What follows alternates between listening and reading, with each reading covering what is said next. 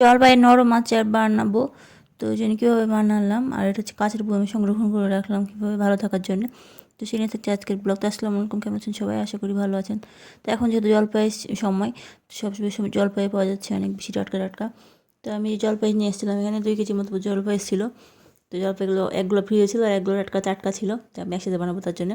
তো জলপাইগুলো একটু উপরে কালো কালো হয়েছিল, তো এগুলো আমি ভালো করে পরিষ্কার করে নিচ্ছিলাম, ধুয়ে নিচ্ছিলাম। আর হচ্ছে সব জলপাইগুলো একসাথে করে ধুয়ে নেওয়ার পরে এটা আমি হচ্ছে কড়াইতে দিয়ে দিয়েছিলাম। তো কড়াইতে হচ্ছে আমি এখন লবণ আর হলুদ দিয়ে দিলাম, দিয়ে একটু পানি দিয়ে আমি নরম আচার করবো, এই জন্য হচ্ছে জাল দিয়ে নেবো, সিদ্ধ করে নেবো বেশি করে। তো কিছুক্ষণ ধরে সিদ্ধ করলাম। তো কিছুক্ষণ সিদ্ধ হওয়ার পরে যেরকম হয়েছিল, তো বেশি পানি ছিল না খুব একটা, আর ফেটে ফেটে যাচ্ছিলো। তো আমি একটু ঘেটে দিলাম ইয়া দিয়ে, খুন্তি দিয়ে। তো খেতে খেতে এভাবে ভেঙে দিলাম। তো ও ভেঙে হচ্ছে আমি নরম করে নিলাম একটু, আর পানিগুলো শুকিয়ে নিলাম। তারপরে হচ্ছে আমি একটু 5 মশলার গুঁড়া করে নেবো। তো 5 মশলাটা আমি কড়াইতে দিয়ে ভেজে নিচ্ছিলাম, তাওয়াতে দিয়ে। তো ভেজে নেওয়ার পর ঠান্ডা হলে আমি এটা ব্লেন্ডারে গুঁড়া করে নেবো।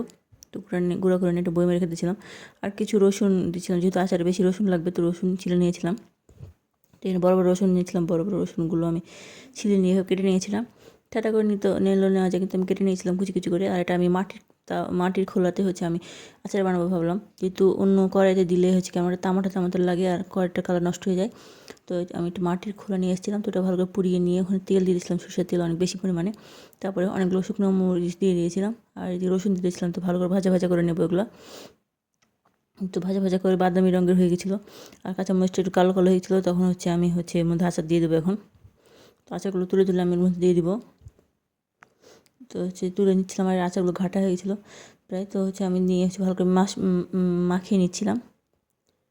তো সব তেলটা যেন ভালোভাবে মিশে যায়, আর ভালো করে জাল দিয়ে নিচ্ছিলাম যেন পানিটা শুকিয়ে যায় ভালো করে। জলপাইয়ের মধ্যে যেহেতু পানি থাকে, পানি থাকলে বেশি দিন ভালো থাকবে না আচারটা, এই জন্য আমি কিছু নেড়ে শুকিয়ে নিচ্ছিলাম পানিটা। আর এদিকে 5 মশলার গুঁড়া আমি 3 টেবিল চামচ মতো দিয়ে দিয়েছিলাম। তো তোমার লবণ দিলাম, যেহেতু টক আচার একটু লবণ লাগে। তো আমি টক মিষ্টি বেশি দেবো না, টক আচার করবো, আর টক ঝাল মতো। তো আমি লবণ দিলাম আর 5 মশলা দিয়ে হালকা নেড়ে নিলাম। তো নেড়ে নেওয়ার পর কিছুক্ষণ নাড়তে থাকলাম। তো জলপাই কিছু নেড়ে পানিটা শুকিয়ে নিলাম, একটু অন্য কালারটা চেঞ্জ হওয়ার পর্যন্ত অপেক্ষা করলাম। সবুজ রঙের থাকলে যে ভালো থাকবে না। চিনি দিলাম একটু পরিমাণের মতো, আমি এখানে হাফ কাপ মতো চিনি দিয়েছিলাম।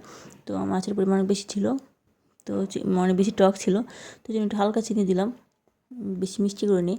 তো তারপর নাড়তে থাকলাম, আর নাড়তে মরিচগুলো ভেঙে গেছিলো। তারপরে একটু ঠান্ডা হয়ে গেলে কাঁচের বয়মে রেখে দিলাম। কাঁচের বয়মে রাখলে বেশি দিন ভালো থাকে। তো এর মধ্যে সরিষার তেলও দিয়ে দিতে হবে, তাহলে বেশি দিন ভালো থাকবে। তো ভিডিওটি পর্যন্তই, সবাই ভালো থাকবেন, আল্লাহ হাফেজ।